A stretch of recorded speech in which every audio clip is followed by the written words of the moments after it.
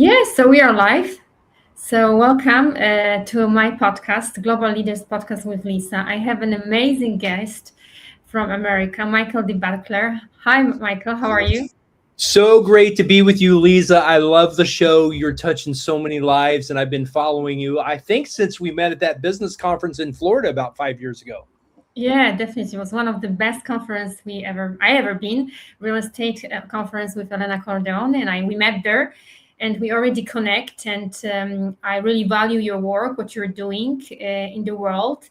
And yeah, it's great to have you here. That it's actually honored that you have been another guest of my podcast because I'm taking lots of global leaders. They make impact in the world. They really provide incredible services, and you are one of them, Michael.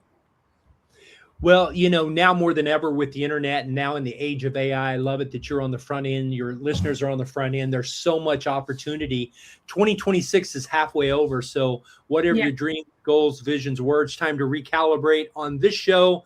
Go ahead and share it. Set aside what you're doing. Unless you're driving, we want your full attention on the road. But if you're not driving, pause your notifications, grab an ink pen, and grab whatever you're drinking, and let's dive in together and make the last half of 2026 for your listeners on this podcast the most epic. Great. I'm looking forward to that. And if anyone have a question as well, this is also live. So please ask questions. And today's topic is with Michael from Author to Authority, the real purpose of publishing. I did a little bit introduction research about Michael. So Michael Butler is a founder and CEO of Beyond Publishing company. The company is pretty amazing. So what is he doing? He's helping around 1,000 authors. So he launched around 1,000 books and served authors in around 67 countries. So this is pretty impressive. He's based in US. He's traveling to Bangkok. So he's very active between these continents. And of course, he's specializing in helping target audience such as outdoors, coaches, entrepreneurs, consultants. They have the amazing expertise and want to turn this expertise into the brands, into building a brand, also through speaking events, publishing books.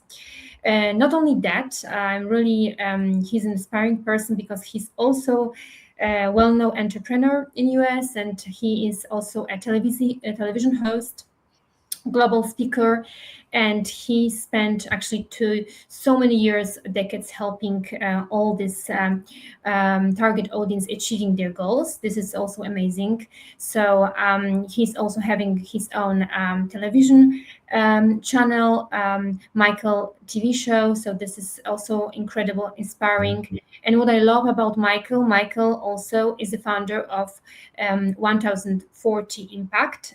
This is like international nonprofit organization dedicated to rescuing children from human traffic, providing education, supporting communities, transformation initiatives throughout Asia. So this is really, really amazing, Michael. Do you want to add something to this? No, I think you pretty well covered it. We're in the thought leadership space of helping authors, experts, and coaches get their intellectual property out to the world and really owning it for life, because that's really what it comes down to. It comes down to owning it for life. And it comes down to, I know you've done a lot in real estate in the past. I've done a lot in real estate as well. Let me scoot over so you can see the QR code and you can follow along and see everything we're doing the book becomes the anchor tenant. It becomes the intellectual property tenant, and you want to have a strategy. There was something traumatic that happened in my life when I was 11 years old, and I began to stutter. And there was a librarian that realized I was stuttering and I was struggling in school. I was struggling to communicate. And if you've ever had a message on the inside of you, Lisa, and I know you have, that you wanted to get out to the world, and she could see me struggling. And I was so grateful that she gave me this book. And I didn't realize when she gave me this book that it was written by an 11-year-old. I took it home on my family farm in Oklahoma. I'm setting out in the pasture in the field there with the cows. And I'm reading this book and I began to cry. I began to cry because on the front cover of this book, there's a picture of a yacht. and it's painted. It's a watercolor painting by an 11-year-old boy. And this book is written by an 11-year-old boy. And I'm 11 years old. And I don't remember the name of the book. I don't remember the boy's name. He's my age somewhere in the world. There's a 58-year-old man that changed my life when I was 11, 47 years ago. And he gave me hope. He gave me a picture of hope. And I would see airplanes fly over the family farm. And Lisa, I would look up at those airplanes and I would say to myself, I would say to my brother, I would say to my dog, and anybody that would listen, one day I'm going to be in those planes and I'm going to be flying all over the world and I'm going to be speaking all over the world. I'm not sure where that dream came from, but it was a dream planted there, partly because an 11-year-old boy wrote a book. And I want to tell you that intellectual property changed my life. And it's one reason I became a publisher, and we've got over 1,000 titles, and we're seeing businesses explode because people are leveraging their book to blow up their brand. Yeah, this is amazing story, amazing story. So you put your mind into and you make it happen. So your dream come reality. So this is really amazing, and this is so interesting. I'm sure there's so many leaders watching us today, and they're thinking maybe about publishing a book, and they don't know how to start. And you've helped publish more than 1,000 books. So, what patterns do you see among the most successful authors? Well, the number one thing an author needs is a strategy. You need an intellectual property strategy. And just like you build a business with the long-term strategy, with the right people, with the right goals, and in the right verticals on how you're going to serve your clients the most and how you're going to exit or grow or acquire other companies over the next 5 years, you want to do the same thing with your intellectual property. You don't want to just publish a book to publish a book and get it off your bucket list. Now, there's nothing wrong with getting your memoirs out or getting your book of poetry out or something like that. But I say on this call that there's 5 books every entrepreneur should write. And the first book you should write is your credibility book. That's the book that puts your business on the map. For me, it was Finding the Speaker's Edge, turning your part-time passion into your full-time speaking career, speaking on stage, speaking online. That book grew up during the pandemic. It helped a ton of people become full-time speakers. The speaking industry is the number one industry we serve is professional speakers that get paid to speak.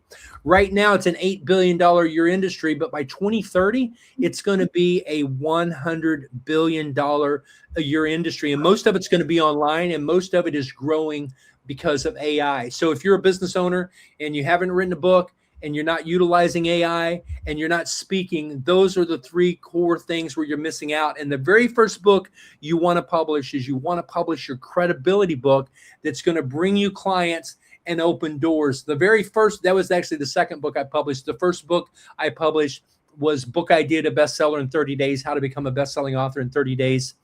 And then another book that does really good is The Single Dad Survival Guide. This is Father's Day week. But here's the interesting thing.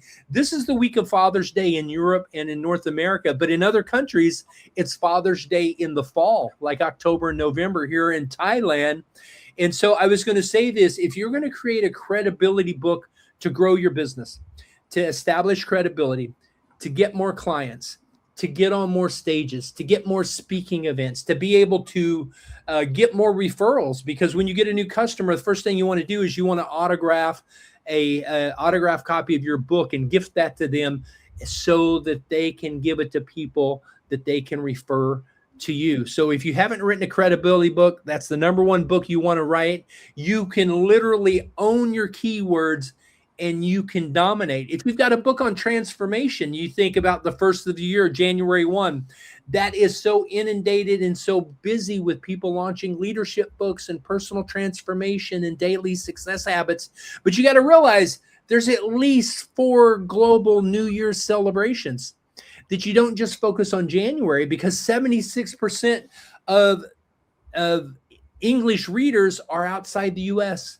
The top 4 countries that buy and read books in English are India, China, Thailand, and the Philippines. So you want to write your book with the mindset of a global reader, but you also want to market your book of transformation and credibility globally based on the calendars, because New Year's for Israel is in September and New Yeah. Year's for the US and Europe is in January.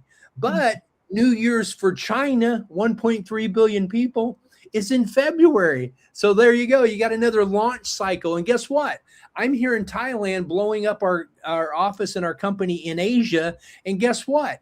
Every year in April, it's Thailand's New Year. So there's lots of global opportunities to stay relevant and maintain relevance globally by not just getting locked into a local area, but looking at your message and how it can deliver for you 24/7 while you're sleeping globally. I know I said a lot there, Lisa, but that was the point I was making. Everybody should write a credibility book, and that's how you should think about it.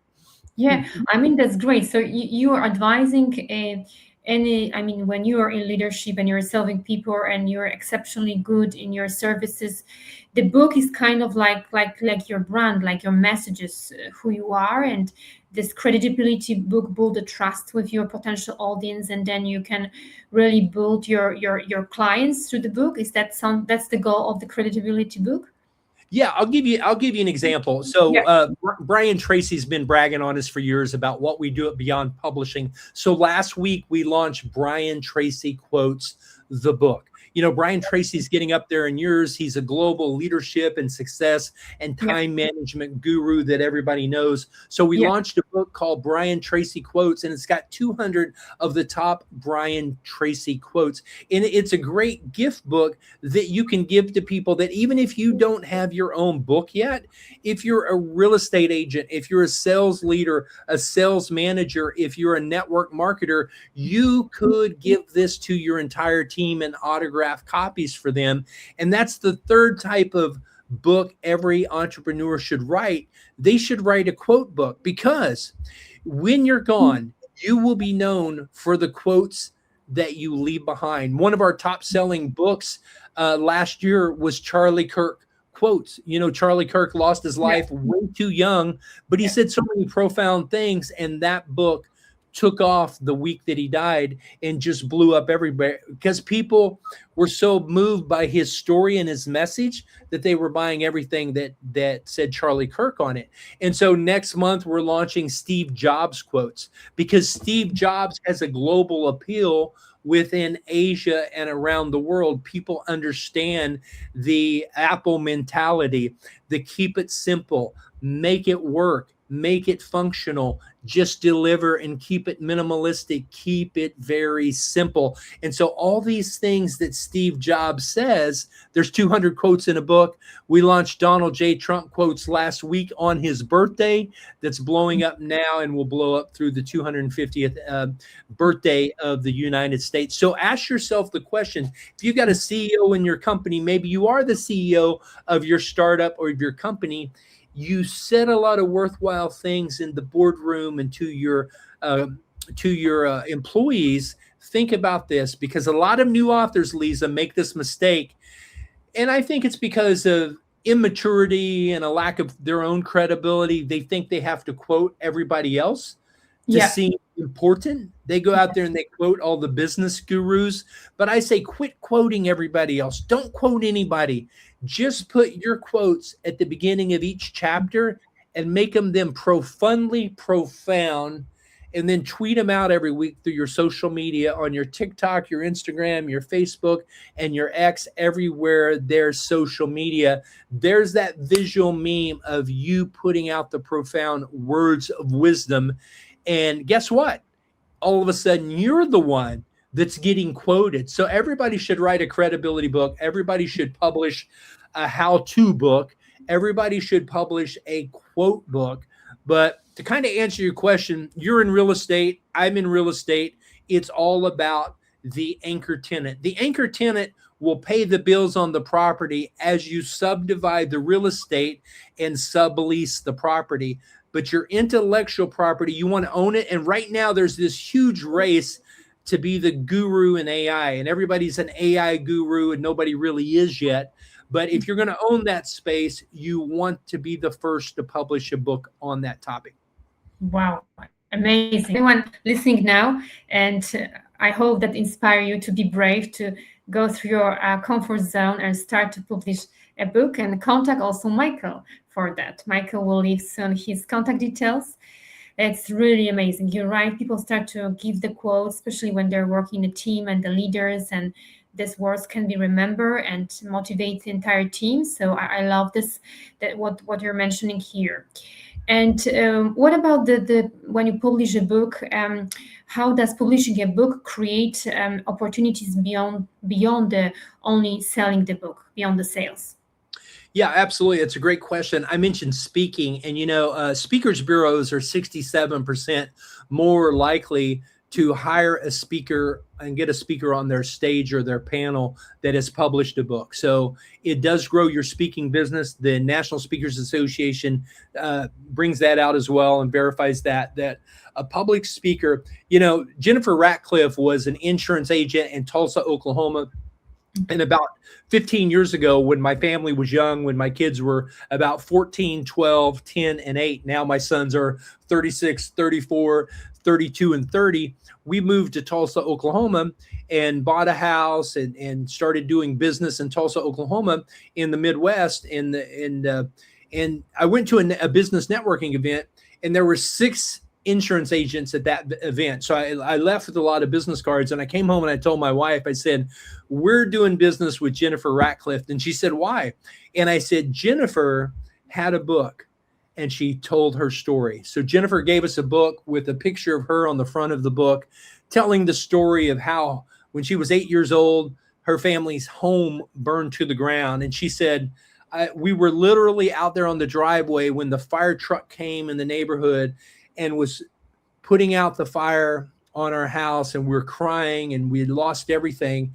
And our insurance agent, who lives just in the next neighborhood, comes over to comfort us and console us. And she said, within a few weeks, we had a check from the insurance agent. She said, I decided at that moment to go into insurance and save people's lives, to help so I could help them the way my family was helped. And so I never read Jennifer's book. But guess what? I took that book home. We still have it. We never threw it away. And out of 6 insurance agents that day, Jennifer Ratcliffe got our business, and she was our agent for about 30 years. Till this day, we still have some lines of insurance with her, even though we've moved and have moved all over the world. And so it establishes credibility. It helps you charge more. It helps you ask for referrals, but it also, imagine this, it helps you own the intellectual property. I have authors tell us all the time that they'll just simply Google the name of their book, the title of their book, or the topic of their book, and they come up the top of Google everywhere. They own the first 15 or 20 pages of Google. Good example of this, Lisa, is the Rich Dad, Poor Dad series. So there's 30 titles in the Rich Dad, Poor Dad series. There's Rich Kid, Smart Kid. My kids read that when they were young. There's Rich Dad, Smart Dad. All of these, it's basically the same story, the same parable about the rich dad and the poor dad that Robert Kiyosaki and Sharon Lechter told again and again and again. And every time they published a book, they sold about 1 million copies and they made about $1 million. So there's 30 titles in that series. So when something works, you just keep doing it, right? And so this is a good example of how the cash flow quadrant became a concept in a lot of millennials' minds, that all they knew about before was being an employee. They were thinking, I'm going to go fry French fries at McDonald's for $3 an hour. And then they got an idea that they could give skateboard lessons, that they could make and sell skateboards, that they could give guitar lessons. They could become entrepreneurs at age 8 and 9. That was before the internet and coding. And now we've got internet and coding and AI. And this kid just had his company bought by SpaceX for $60 billion, this 30-year-old kid this last week. And so it's blowing up. The opportunities are endless. And it all starts with owning your intellectual property. And the number one moat, the number one piece of real estate you want to own is the book, because whoever owns the book That's the intellectual property that's the most valuable that you can build from. So the other thing I hadn't mentioned is starting a course. So you build a course. Each chapter in the book becomes a course that you sell on the back end into your mastermind. Anytime you speak on a podcast, people scan your QR code. So you can scan the QR code right now. I will give you a free book evaluation, a 500 value 30-minute meeting. If you got a book idea, I'll give you feedback on it. We published over 1,000 titles. I'll give you feedback on the title, the cover, who your reader is, what your steps should be in marketing the book, who your market is, and how you can most effectively utilize that message, and some of the proprietary things you can do to excel and to exceed, and whether you should self-publish, shop for a traditional publisher, shop for a hybrid publisher. So scan the QR code. That's something else you can do with the book that you can't do as much without a book, on getting on more virtual stages and letting people know about your offer, which is a free offer that leads to a paid offer, that leads to a mastermind, that leads to something bigger. And so you always have a funnel. You always have people that will want to engage with you more, because statistically, somebody hears you on a podcast, they're ready to spend $200 USD with you. Somebody reads your entire book to the very end, to the last page, they're ready to scan your QR code and spend 20,000 USD with you. That's the mindset, because they've stuck with you that long. They want everything you've got.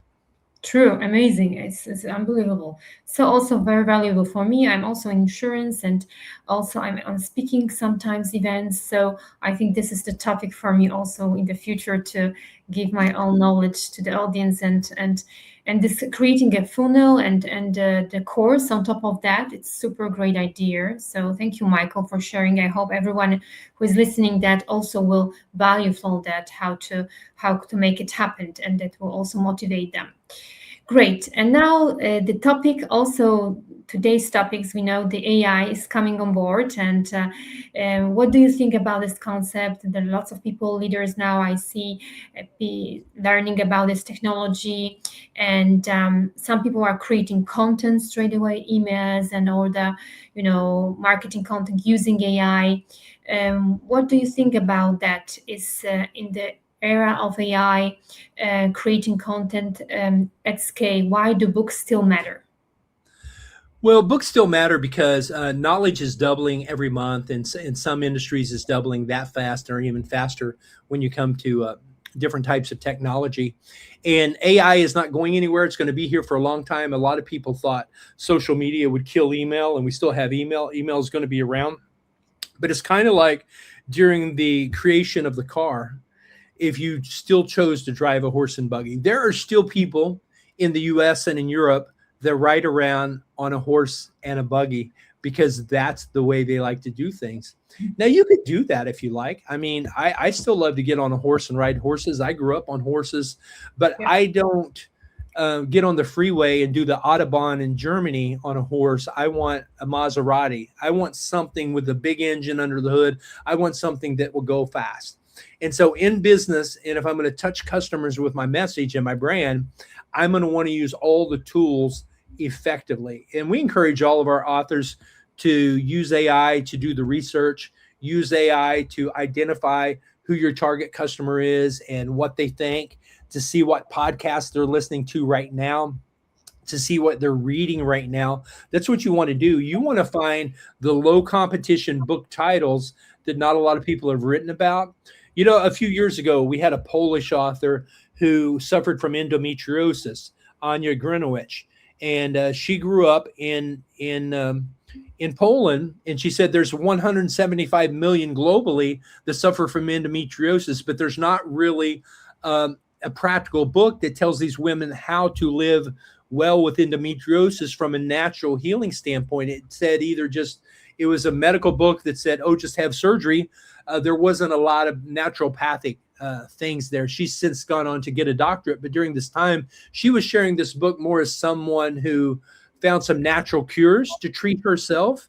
And the book did really well. And she got a lot of speaking gigs. She got speaking at a medical conference in Krakow as a result of launching Alone in the Crowd, Living Well with Endometriosis, because she found a topic that not a lot had been written about it even though medically it had been written about it, but there was not a lot written about it from a practical standpoint. And so AI can help you discover these niches that are really untouched, that are really marketing strategy for you as an author from a speaking standpoint, from a coaching consulting standpoint. Ask yourself as an entrepreneur and a coach, because if you're coaching people and charging for services, whatever your business you're in, ask yourself and ask AI, what is my low hanging fruit? What are the frequently asked questions? What can I make the most of? And so we utilize AI in our business all the time from a marketing standpoint, but also from a trend standpoint on what's going to be trending 3 years from now, and what are the books that are going to get optioned for movies quickest in the fiction space. What are the opportunities for documentaries in the nonfiction space? These are the type of questions we're looking at from a publishing house, where we've got books that have gotten optioned for movies all the time that are currently in production with Hollywood studios and with streaming services. If you're an author that wants a book to get optioned for a movie, jump on the QR code, schedule an appointment. We can talk about this, because there's ways you can fast track it. You know, it used to take years to see your dreams come to pass and get your book to turn into a movie. We say utilize AI. Because it's all about the prompt engineering. We're not saying let AI write your book, but we're saying let AI figure out what the reader wants, and then work with AI to help you tighten up the chapters, work with AI to help you organize the table of contents, work with AI, ask AI this question. Hey, AI, here is chapter 3 of my book. Compared to the other best-selling books in my genre, this is what you put in the prompt. Compared to the other best-selling books in my genre, give my chapter 3 an editorial score based on a score of 1 to 10. How can I improve it? And she'll give you the feedback, and she won't pull any punches. You know, sometimes Chat GPT is a little too friendly and just saying, you're awesome, you're great. Make sure she's telling you the truth and saying, hey, this is a 7 out of a 10. You need to improve here because you're leaving me hanging. And she'll tell you that and give you feedback. So by the time you bring it to a publisher, it's tight, it's rewritten, it's polished properly, and it's ready to go. Wow, that's amazing. I don't know if anyone know about it. I didn't. So I like the way that you explain how AI can help you, and please use it, as Michael tell, to give the feedback about your book, what is the best chapter, and also, actively work with this. This is really amazing. So thank you for sharing this. Now we'll get deep diving a little bit about you, Michael, because you are the entrepreneur, and you are the leader, you're a podcast speaker, you're a health speaker, you do so much, you have this nonprofit organization. So could you also share a little bit of your leadership advices for our leaders here, because I'm sure there will be lots of leaders hearing this podcast, or authors, coaches, or any experts. So what lessons have you learned from building a global publishing company, serving authors from 67 nations? You know, my grandfather passed away when I was 18. He would be like 125 now, and I got a lot of great wisdom from Grandpa Bobby Butler. But I still talk to my dad almost on a daily basis. Dad's 84, and Dad's got a lot of wisdom.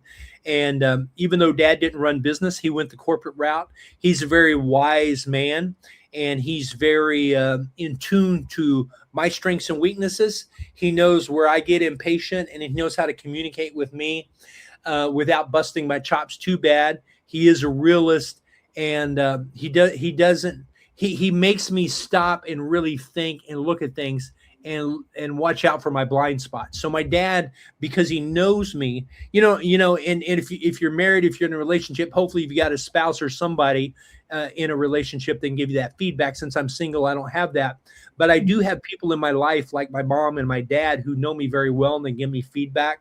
On the nonprofit, we've got a board. So I've got a board of leaders on the nonprofit that know me very well. They can give me feedback.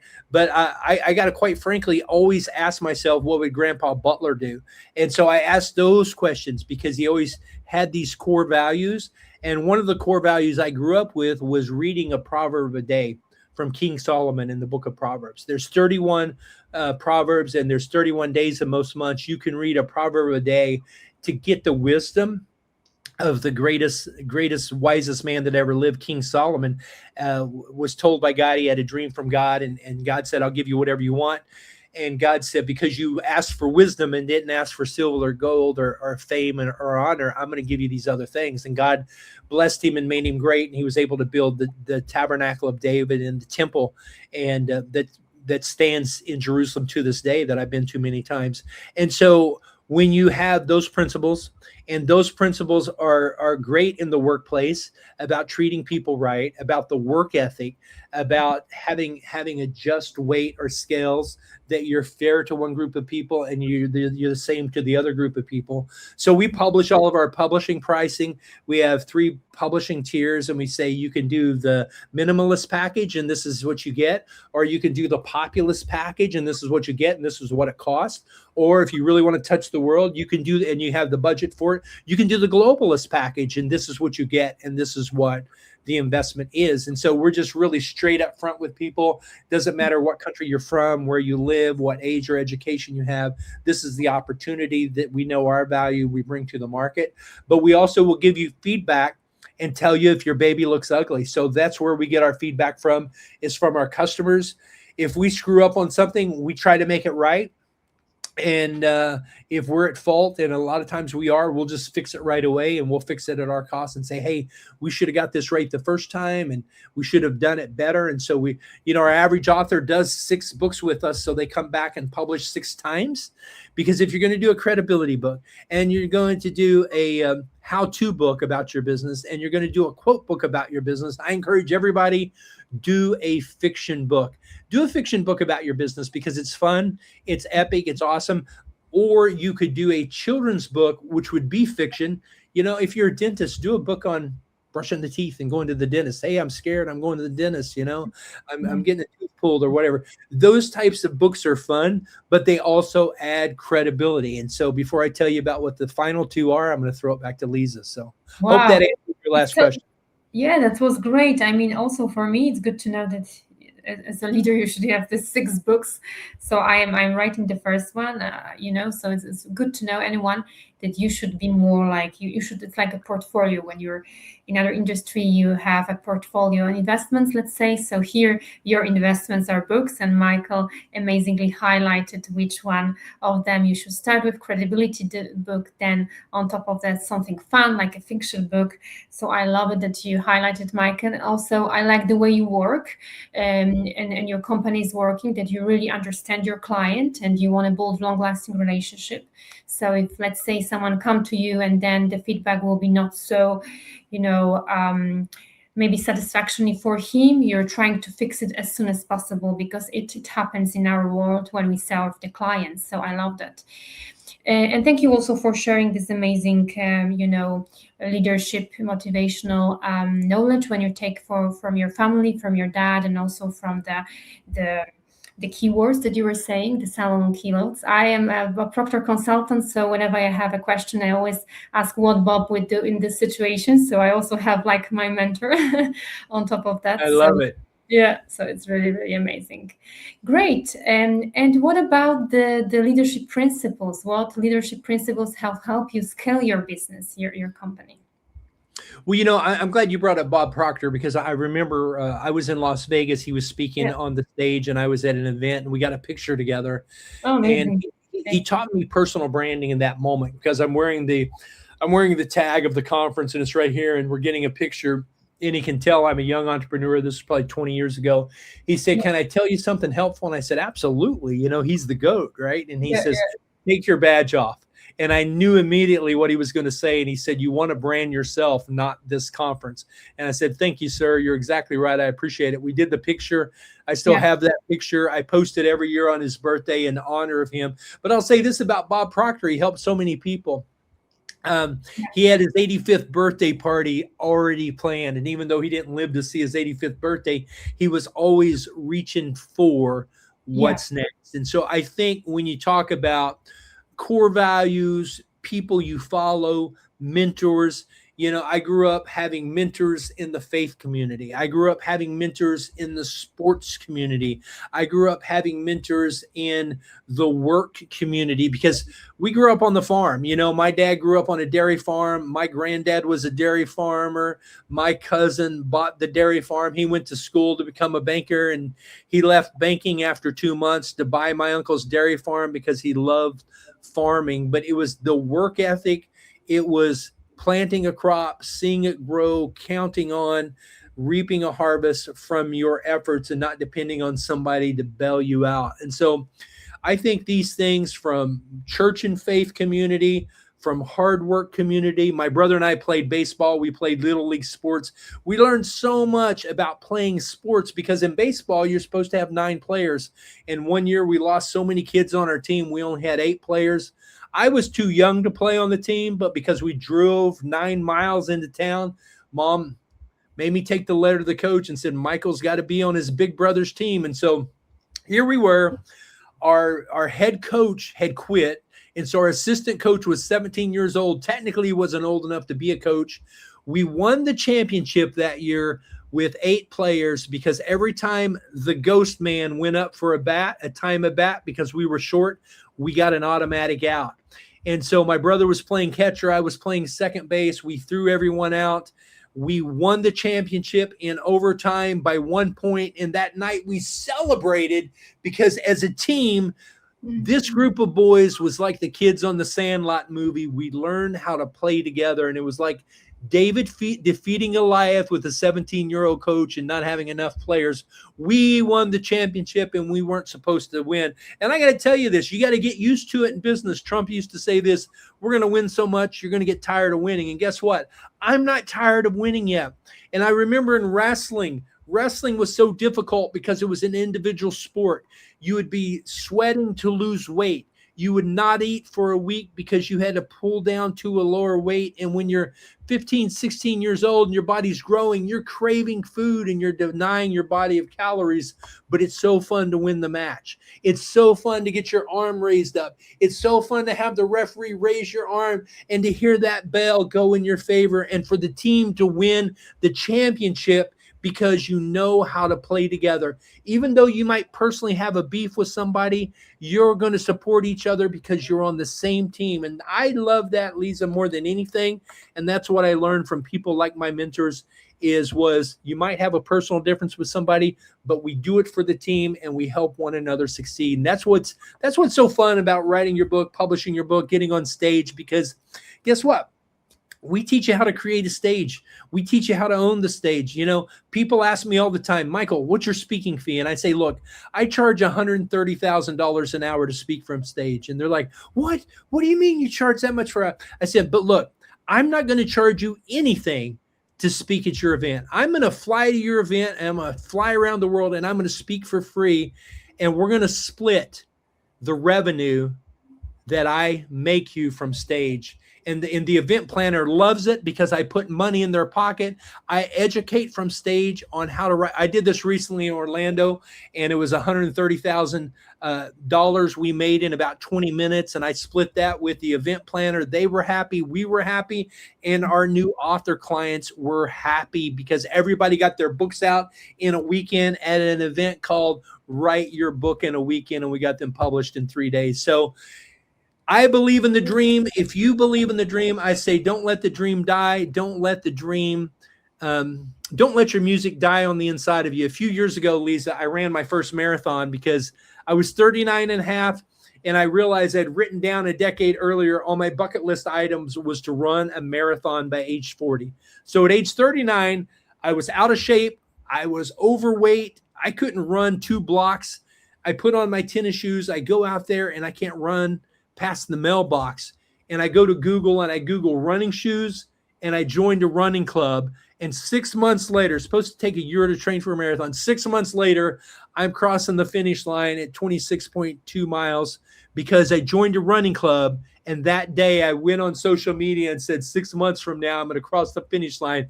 I'm going to do this marathon. So we're going to help you get it done. You've been saying, friends and family have been saying you should write a book for a long time. Scan the QR code, Lisa. You got a great group here. And I got to say, I've been watching your podcast and following you for a long time. And I know you have got some incredible leaders and some incredible information on this podcast. So I would say follow everything Lisa's doing. We'll give you a free consult and we'll help your book get out to the world. Yeah, definitely. So exactly. So I'm really happy. Thank you for such a great content today and everything what you say. I hope you will have now lots of contacting people that can really benefit, because there are so many talented people they would like to maybe be on the stages as you are and are inspired by this. So please do not hesitate to contact Michael and be brave, because everyone has a talent and has a knowledge to share with the audience, and it helped them to build their audience internationally, or as you said, you have a different packages. So thank you, Michael, for joining this podcast. I have last questions for you, as a author, as also a speaker, as an entrepreneur. If you could give one piece of advice to your younger self, what would it be? I would say start earlier, never quit, and don't beat yourself up when you fall down, because you are going to fall down. I'll never forget running that marathon. Mentally is the biggest challenge, is mentally believing you can do it. I thought I was coming up to mile 18. My body was in pain. Every step I was in pain, but I get up there and it's mile 16. And I almost gave up mentally. And there were two short ladies from Arkansas that ran the marathon in Arkansas the day before. They were from Seattle and they flew in, and these girls were so short they had to take 3 steps for every one of my steps. And so I'm complaining in my mind, beating myself up, and they're laughing at me. And when I told them, I said, "Oh, I wanted to quit. I thought this was mile 18. It's mile 16." And they said, "Listen, big guy, we ran a marathon yesterday. We're in a lot more pain than you are." And they ran the rest of that marathon with me. And guess what? Never give up. Never beat yourself up. Find a running buddy that you can talk to that will help you laugh at yourself. If you can't laugh at yourself, you need some other type of help. But pray to God he sends somebody to help you laugh your way to the finish line. That's great. That's amazing. Great achievement. Congratulations, Michael. And at the end, could you tell our audience exactly where they can find you? Do you have a website, QR code, or your phone number, or LinkedIn page? Yeah, absolutely. Getbeyondpublishing.com is the best way to get on our calendar. You can scan the QR code. That'll take you to getbeyondpublishing.com. Grab a time on our calendar. I'm going to give you a free 30-minute book consult, feedback about your book. If friends and family have been telling you should publish, I'll give you feedback. I'm not afraid to tell you if your baby looks ugly. You can send me a chapter. I'll read it and I'll give you feedback. And we'll think of some ways to creatively market, launch, and strategize about how to leverage your book for whatever your goal is, more speaking, more media, or whatever that might be. We'll give you some ideas you probably haven't thought of before. Great. Thank you so much, everyone watching us. And please have a look at this podcast. Share this podcast with your audience, with your maybe potential friends network that think that they will benefit. And contact Michael for make it happen. Publish your book. And if you are talented and you have a great communication skills, do not be afraid to jump on the speaking event. And I'm sure Michael will help you in this topic. Thank you very much, Michael. I wish you a great day. Thanks for having me on. You've got a great show, great listeners, and great content. So just keep up the great work. I look forward to seeing you again next time I'm in Switzerland. Last time I was in Zurich, it was a blast. So keep doing what you're doing all over the world. Let me know when you're next time, and I will be in the US as well. Of course, I'll let you know. Thank you. Outstanding. Bye-bye. Bye-bye.